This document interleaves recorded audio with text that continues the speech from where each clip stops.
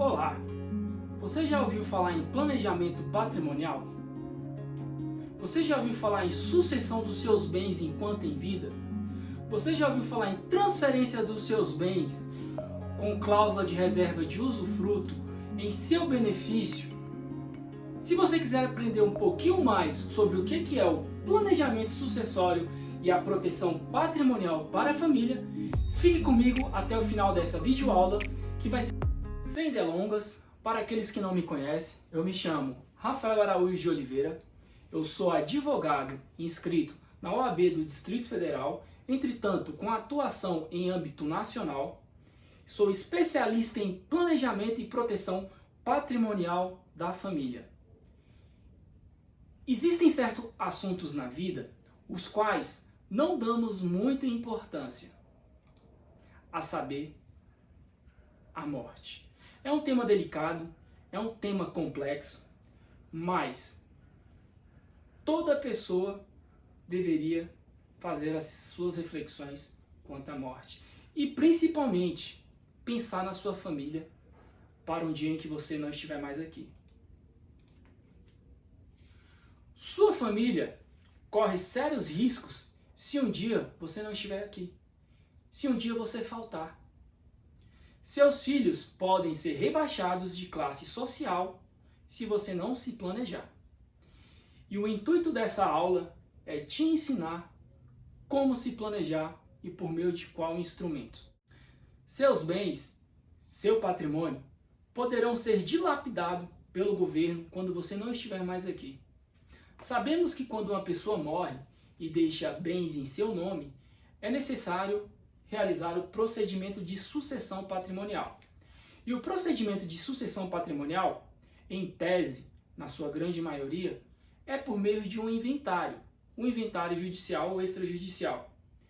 Todavia, esse procedimento de inventário, ele pode custar até 40% sobre os seus bens. Vejamos um caso prático.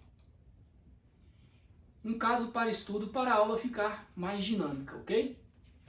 Júlio, ele é casado com a Isabel.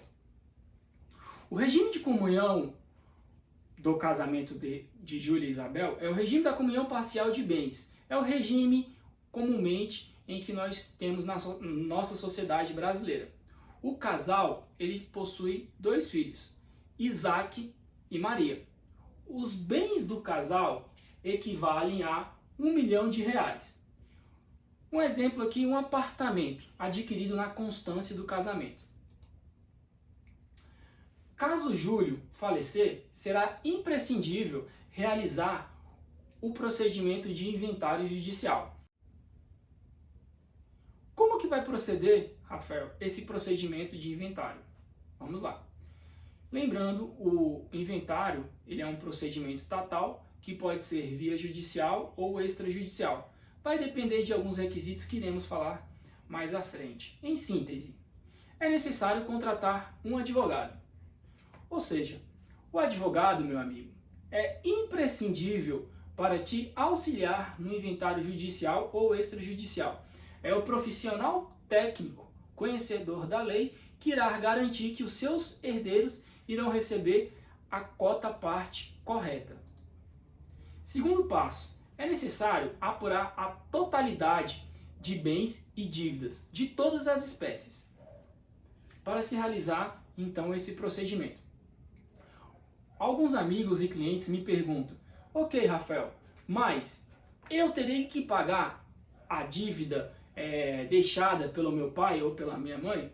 E aí eu respondo com uma pergunta não muito agradável, né? Ninguém gosta que o advogado responda assim. Depende. Vai depender da situação. Mas, em regra, se o seu pai ou se sua mãe falecer e deixar dívida, ou se você deixar dívidas para os seus filhos, saiba você que os seus bens, o seu patrimônio, irão arcar com essas dívidas.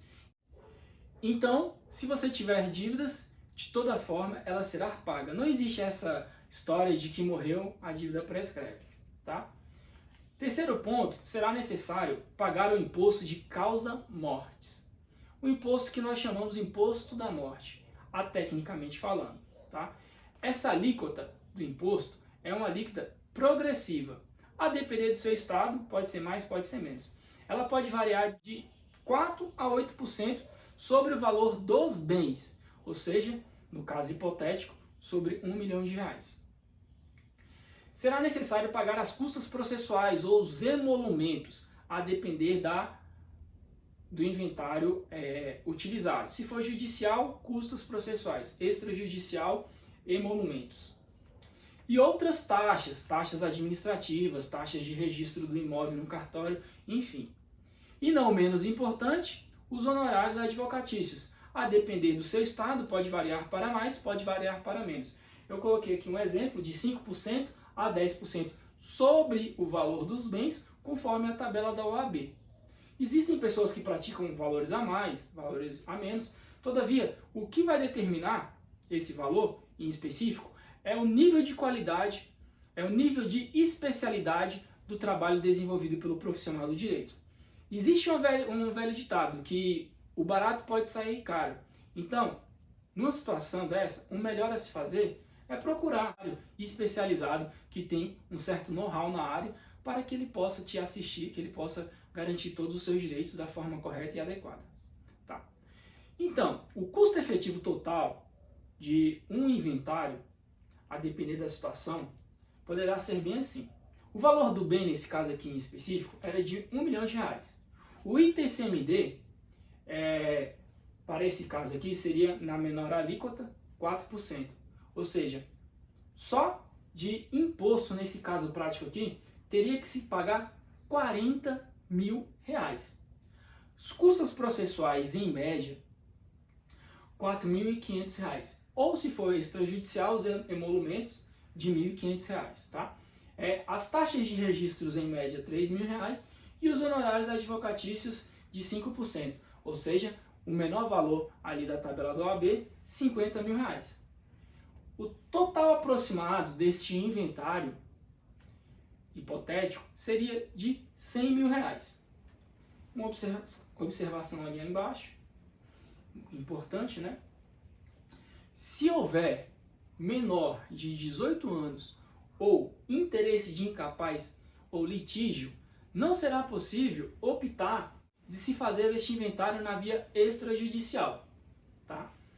Outra informação importante é que, após o falecimento do ente querido, do seu patriarca, da sua matriarca, será necessário realizar o procedimento de inventário no prazo de até 2 meses, ou seja, 60 dias. Se não realizar o inventário neste prazo, é possível a aplicação estatal de multa, ou seja, mais uma forma do Estado ganhar dinheiro. Né? Na prática, um procedimento judicial, se tudo ocorrer bem hoje, esse procedimento judicial de inventário não se resolve em menos de 1 ano. E se houver briga ou litígio por bens e direito, pode saber que vai demorar bem mais do que 1 ano. Infelizmente, essa é a realidade de quem depende da justiça brasileira. Atenção! Levando em consideração o que eu acabei aqui de ensinar para vocês, e se houvesse um procedimento jurídico que fizesse acelerar os trâmites do inventário? Você optaria por este procedimento? E se esse procedimento te trouxesse uma economia financeira em comparação com o inventário? O que você diria? E se esse procedimento pudesse proteger os seus bens atuais e proteger as suas futuras gerações, evitando as incertezas da economia e os revés do mercado financeiro?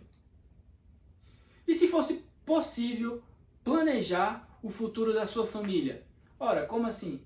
Planejar a sucessão dos seus bens ao evitar ali os desgastes familiares, bem como eventuais brigas familiares por bens ou direitos deixado pelo ente querido. O que você diria?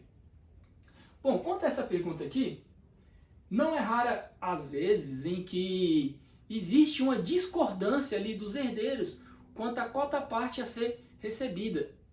Quem não conhece uma história de uma família ou de amigos em que teve ali a família afastada, teve a família ali separada por uma briga por patrimônio. Qual é o pai, qual é a mãe que quer isso para os seus filhos? Então, levando em consideração todas essas perguntas, eu tenho informação relevante para você e para a família brasileira. Ora, planejar é possível. Seus bens, suas regras. Na situação aqui do caso prático, era totalmente possível que Júlio e Isabel se planejassem ali os seus bens e a sua sucessão, bem como de brinde, é isso mesmo, de brinde, protegesse ali o patrimônio da família, dos revés do mercado financeiro e do mercado econômico, enfim, ao garantir com um planejamento a dignidade da família, a dignidade das futuras gerações.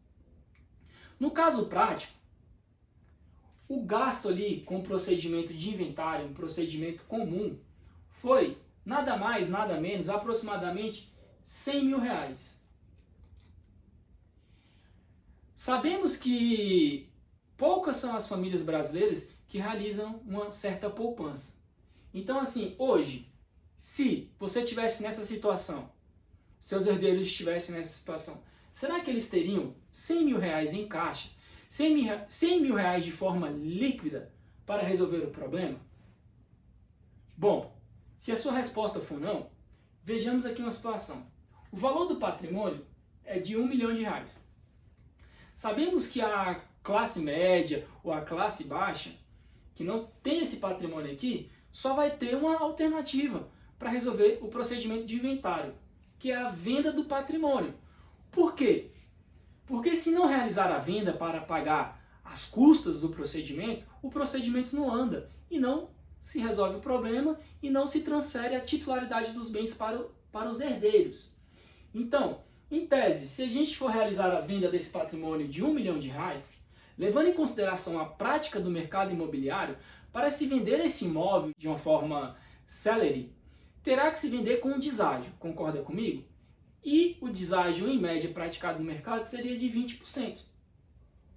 Se você somar só aqui os 20% do deságio, com mais esse custo aqui, já foi menos 30% nesse caso prático aqui.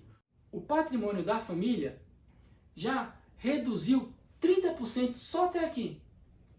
Então, se pegar a casa e vender com deságio de 20%, terá-se R$800 mil. Menos os custos do inventário, R$700 mil. Dividido para 2 filhos, só fazer a conta, 350. E se tiver ali o cônjuge que ainda está vivo, né, tem a parte dele, enfim.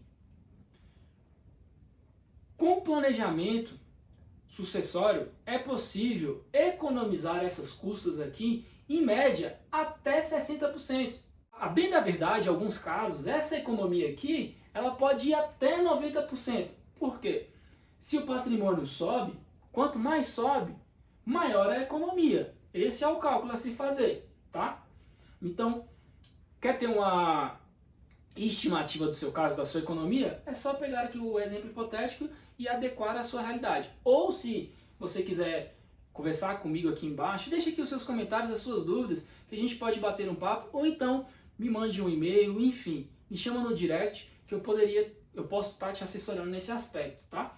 A título de dúvida, ok? Lembrando que aqui é uma videoaula com intuito tão somente informativo.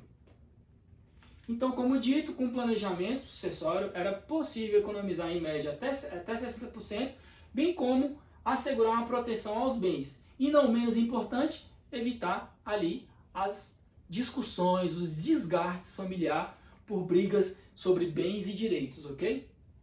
Tá. Como eu disse, logicamente é necessário adequar o caso hipotético a cada realidade.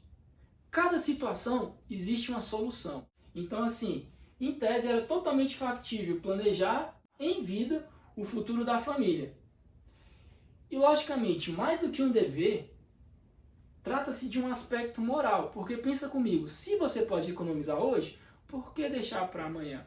E segundo, um dos aspectos mais relevantes do planejamento é que você vai decidir quem ficará com qual bem, quem fica com o quê. E isso, de fato, no futuro, pode ser uma preservação da sua família. Isso pode evitar brigas que iria ali, enfim, trazer ali a separação dos seus entes familiares no futuro. E qual é o pai, qual é a mãe que quer isso para os seus filhos? Eu asseguro que nenhum, né? E como fazer esse planejamento, Rafael? Bom, o planejamento, meu amigo, minha amiga, é possível de se fazer aplicando as estratégias jurídicas de constituir uma holding familiar. O que vem a ser essa holding familiar? A holding familiar, de forma simplificada, é uma empresa jurídica, é uma pessoa jurídica em que não faz nada. É exatamente isso. Ela vai funcionar como uma espécie de uma empresa-cofre, em que você vai transferir os bens da pessoa natural para a pessoa jurídica e fazer ali todo um planejamento que trará economia quanto ao aspecto de impostos e proteção patrimonial. Tá? A permissão legal para se constituir uma holding familiar no Brasil advém da Lei 6.404 de 76, artigo 2º, parágrafo 3º, que por ora reza: a companhia pode ter por objeto participar de outras sociedades, ainda que não prevista no Estatuto. A participação é facultada como meio de realizar o objeto social ou para beneficiar-se de incentivos fiscais. Com isso, aplica-se subsidiariamente a Lei das Sociedades Anônimas à Lei das Sociedades Limitadas, tá? Por previsão no artigo 1503, parágrafo único do Código Civil, que em tese você irá fazer ali todo um planejamento e transferir os seus bens móveis ou imóveis para a empresa, tá? E com isso se obtém uma flexibilidade, uma estratégia que não se tem em situações normais. Por quê? Sabemos que as relações civilistas é prevista no Código Civil. E assim, a depender da situação, que é aqui no caso inventário judicial ou extrajudicial, rege-se pelas leis do direito familiar previsto no Código Civil e algumas outras leis esparsas. E com isso, tem-se a matéria ali em tese de ordem pública, porque envolve bens, em muitos dos casos envolve direitos de menores ou direitos de incapaz, tá? Com isso, a partir do momento em que você constitui um procedimento de holding familiar e transfere os seus bens para a pessoa jurídica, as relações serão outras. Não serão mais aquelas da sociedade civil, e sim as relações que regem as regras das empresas. Ou seja, o direito que se passará a aplicar sobre a relação do bem familiar serão direitos empresariais. Ora, Rafael, como que se aplicará regras de direito empresarial sobre bens da família? Como dito aqui, meu amigo, por previsão legal, artigo 1503, parágrafo único do Código Civil, combinado com o artigo 2º, parágrafo 3º da Lei 6.444 de 76. É importante também salientar que, a partir do ano de 2019, houve a promulgação da Lei da Liberdade Econômica. E com essa lei, vários outros benefícios se aplicam aqui, nas regras empresariais. O que trouxe uma maior flexibilidade.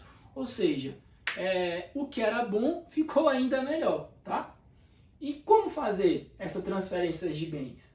Bom, ao integralizar o capital social, é uma forma em que você tira os seus bens da pessoa física e coloca na pessoa jurídica, por meio dessa integralização de capital social, tá? É possível se utilizar aqui da imunidade tributária prevista no artigo 156 da Constituição Federal. Ou seja, chamamos isso de eficiência tributária porque você economizará quanto ao aspecto do ITBI na transferência desses bens.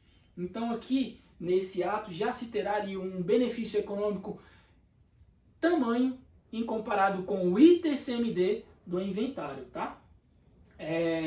Vale ressaltar que essa imunidade tributária, ou seja, essa eficiência tributária, é uma previsão constitucional que te dará esse incentivo estatal para você construírem empresas do mais variados segmentos, tá? Tudo isso porque a nossa Constituição Federal, no artigo 3º, tem como objetivo o livre comércio e a livre iniciativa. Então existe todo um sistema legal por detrás da Constituição da Holding Familiar em que se aplica nesse planejamento, que traz vários benefícios sucessórios para os seus herdeiros, tá? Lembrando que no aspecto aqui existem dois tipos de herdeiros, os herdeiros testamentários e os herdeiros necessários. Os herdeiros necessários são aqueles em que tem previsão legal, que herdarão 50% dos seus bens. Já os outros 50% dos seus bens poderão ser dispostos em testamento, tá? Ou também pela holding familiar, que trará maiores benefícios. Tá. E como fazer o planejamento por meio da holding familiar? O planejamento por meio da holding familiar será feito da seguinte forma. A partir do momento em que você constituiu uma empresa jurídica, você transfere os seus bens para essa empresa. E você não terá ali a titularidade dos seus bens. Quem terá a titularidade dos seus bens é a pessoa jurídica. E o que você terá? Você terá ali as cotas sociais. Ou seja, em tese é como se fosse um muro. Os seus bens estariam ali atrás desse muro, guardados dentro desse muro ali, cofre, tá? E você tem a chave, que a qualquer momento você consegue acessar esses seus bens. É algo sensacional. E com isso, você pode trazer ali um planejamento para a sua família, aplicando algumas cláusulas previstas no nosso ordenamento jurídico. Bom, a primeira cláusula que eu queria falar aqui com vocês, amigos, é a cláusula da impenhorabilidade. Os seus bens, por meio aqui do planejamento patrimonial, através da holding familiar, esses seus bens, todos os seus bens, se tornarão impenhoráveis. Serão aplicados ali institutos da impenhorabilidade. Ok, Rafael, mas eu já ouvi falar que existe o bem de família e que o bem de família é impenhorável. Correto, meu amigo. O bem de família é impenhorável. Mas pensa comigo aquela situação com um familiar que tem mais de um bem imóvel, tem 2 bens imóveis, 3, quiçá. Por meio da holding familiar, todos esses bens se tornarão impenhoráveis por aplicação legal do artigo 833, parágrafo 1º do Código de Processo Civil, tá? Também se tornarão inalienáveis dos seus bens enquanto em vida, porque você realizaria uma doação e fará toda uma estratégia por detrás em que esse seu bem será inalienável, ou seja, esse seu bem não poderá ser vendido, a não ser que você queira, enquanto em vida, tá? Também terá uma outra cláusula aqui sensacional, que é a cláusula da incomunicabilidade. O que vem a ser essa cláusula da incomunicabilidade? Ou seja, se o seu filho hoje casar, sabemos que ele poderá adotar algum regime de casamento.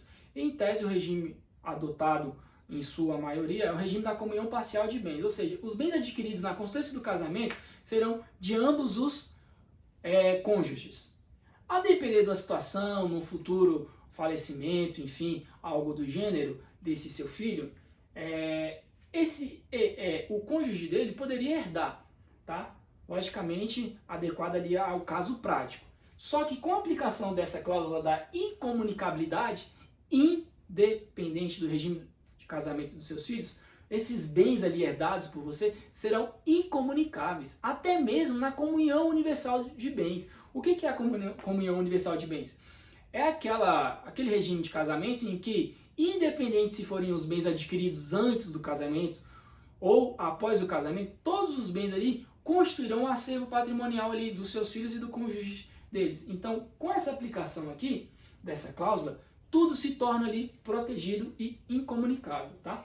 Também tem-se a cláusula da reversão, que é sensacional. Como que funciona essa cláusula da reversão? Ora, a partir do momento em que você se arrepender de constituir um holding familiar, você pode desfazer. Só que uma coisa eu posso te garantir, de todos os clientes em que o nosso time holding familiar já atendeu, nenhum se arrependeu. Nenhum utilizou dessa cláusula. Por quê? Quem vai se arrepender de um procedimento desse para cair num procedimento de inventário? Acho que ninguém, né? Então, assim, essa cláusula é sensacional, porque a partir do momento em que você quiser rever ou desfazer um negócio, você pode. Já na doação propriamente dita, que é aquela doação em que se procura um cartório, essa doação ela não pode ser desfeita se não houver ali a previsão legal do donatário, ou seja, da pessoa em que você doou. E suponhamos um caso concreto que já aconteceu. A família comprou um patrimônio na época, por R$ 500.000, e com um boom imobiliário, esse patrimônio passou a valer R$ 2 milhões. Só que os pais doaram esse bem para o seu filho. Doaram até mesmo com a cláusula de reserva de usufruto vitalício. Só que o ato de doar é um ato em tese irrevogável. Então, nessa situação em que o imóvel ficou super valorizado em R$ 2 milhões, suponhamos que uma incorporadora, uma construtora, procura o pai e a mãe para comprar esse bem. E aí, o que o pai e a mãe vai poder fazer?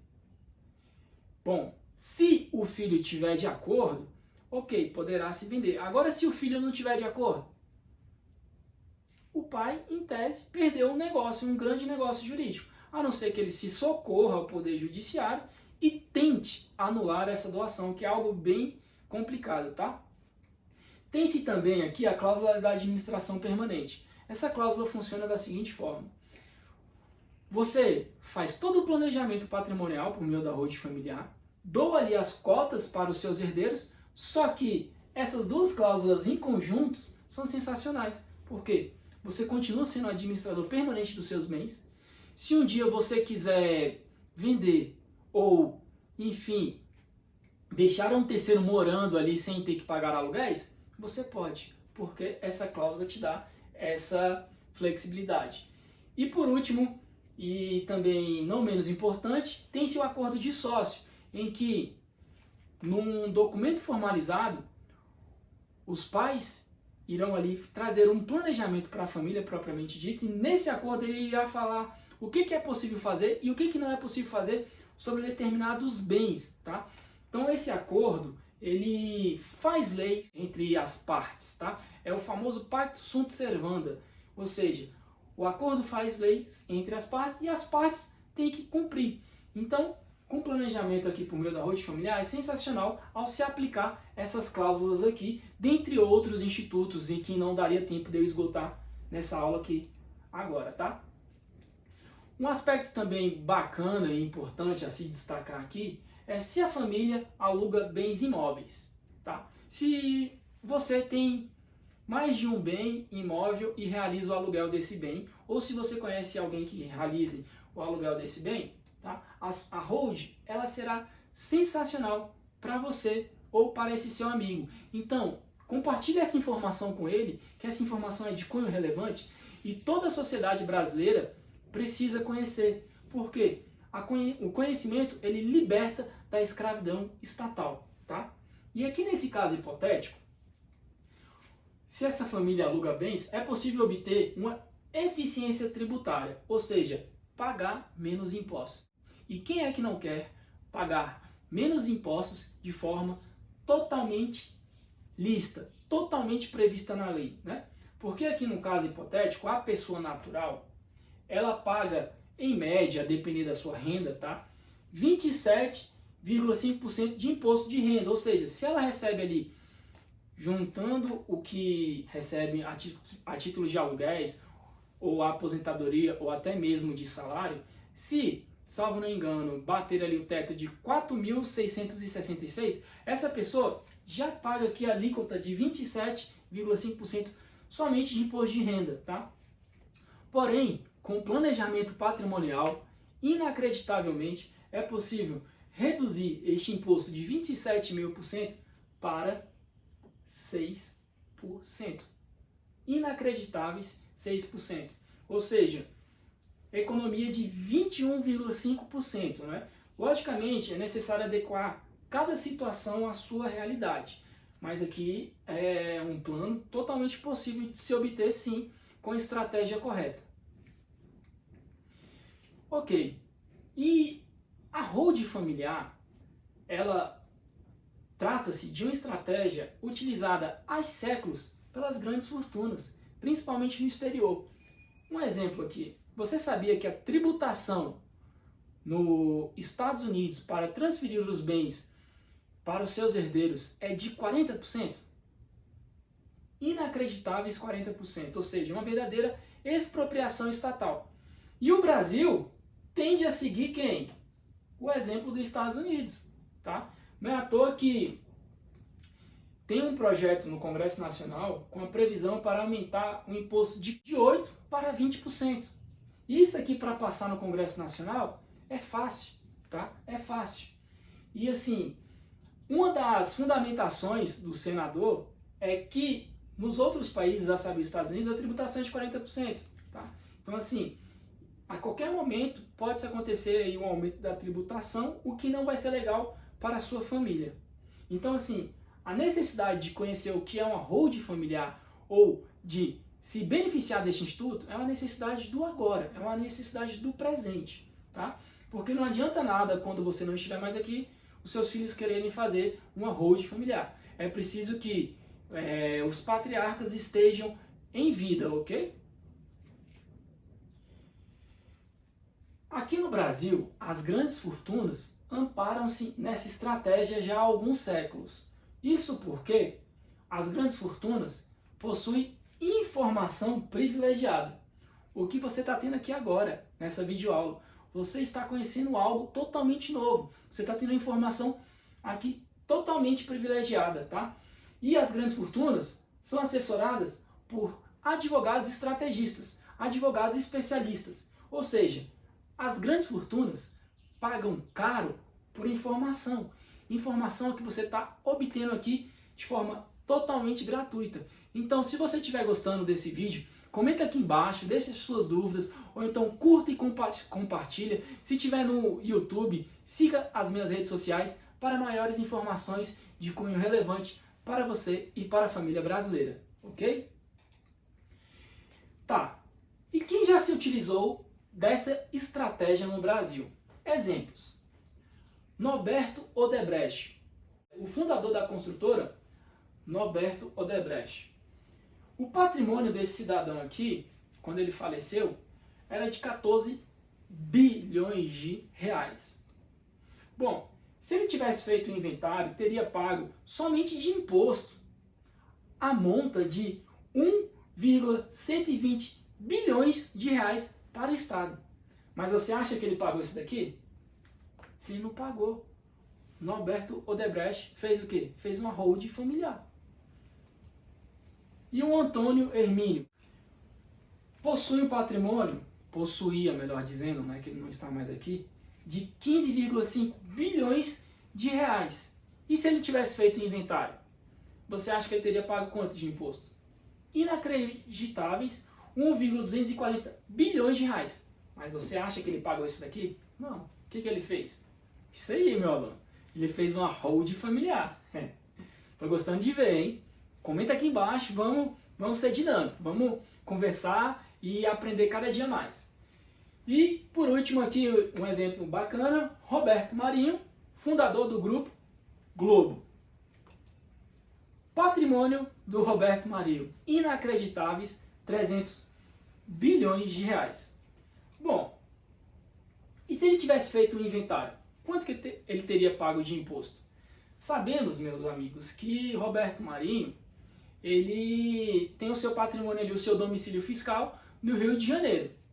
E uma coisa é fato, se ele tivesse pago aqui o imposto ITCMD, ali, o imposto causa mortes e transmissão dos seus bens, sobre o valor de 30 bilhões, ele teria salvo o Rio de Janeiro de ter quebrado, porque teria pago 2,4 bilhões de imposto de renda. Mas ele pagou esse imposto de renda? Não.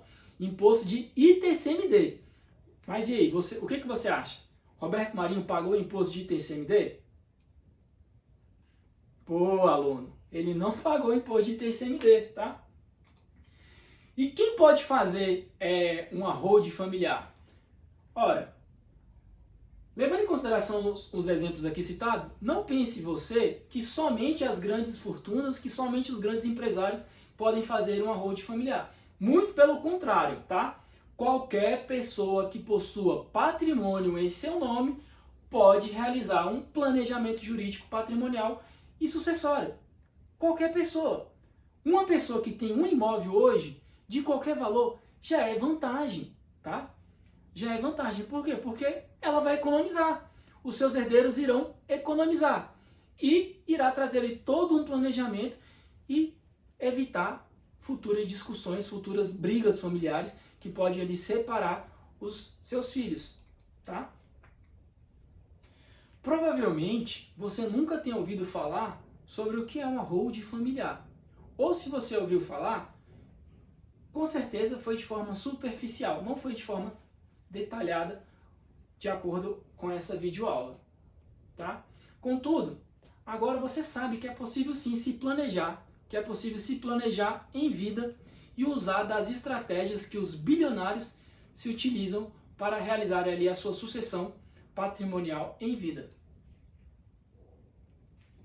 Agora que você já tem informação e sabe qual que é o instrumento para se planejar em vida, um instrumento que traz economia, eficiência tributária, protege os seus bens, bem como preserva as suas futuras gerações, você já sabe qual é esse instrumento, tá? Que é a holding familiar. Então você pode agora consultar um advogado de confiança, um advogado da sua família ou um especialista no assunto para tirarem maiores dúvidas, ok? E o que é possível fazer nesse planejamento? De forma resumida, voltando aqui aos temas da aula. É possível fazer a sucessão patrimonial, ou seja, a holding é um dos instrumentos da sucessão patrimonial. No meu conceito, é o melhor instrumento que existe para a sucessão patrimonial. Porque além da holding, você teria ali a doação em vida ou testamento. Ambos os institutos, necessariamente, ou seja, condição sem a qual não, será necessário buscar o Poder Judiciário, tá? Já por meio da holding familiar, tudo se resolve de forma administrativa, sem precisar passar perto do Poder Judiciário. Então, esse é um dos propósitos da holding familiar. Não precisar do Poder Judiciário para resolver problemas. É possível também determinar quem fica com o quê, respeitando, contudo, a parte da legítima, tá? Evitar conflitos familiares, pois uma vez decidido, está decidido. Eu não vou dizer que esse é o principal, mas esse é um dos motivos em que a família brasileira precisa conhecer o que é a holding familiar, o que é o planejamento sucessório, tá? Você dita as regras, inclusive pode fazer, refazer ou cancelar a qualquer momento. Diferentemente de uma doação em vida dos bens, naquele exemplo em que eu disse, a holding ela pode ser desfeita, ou você pode revisar ou refazer o ato.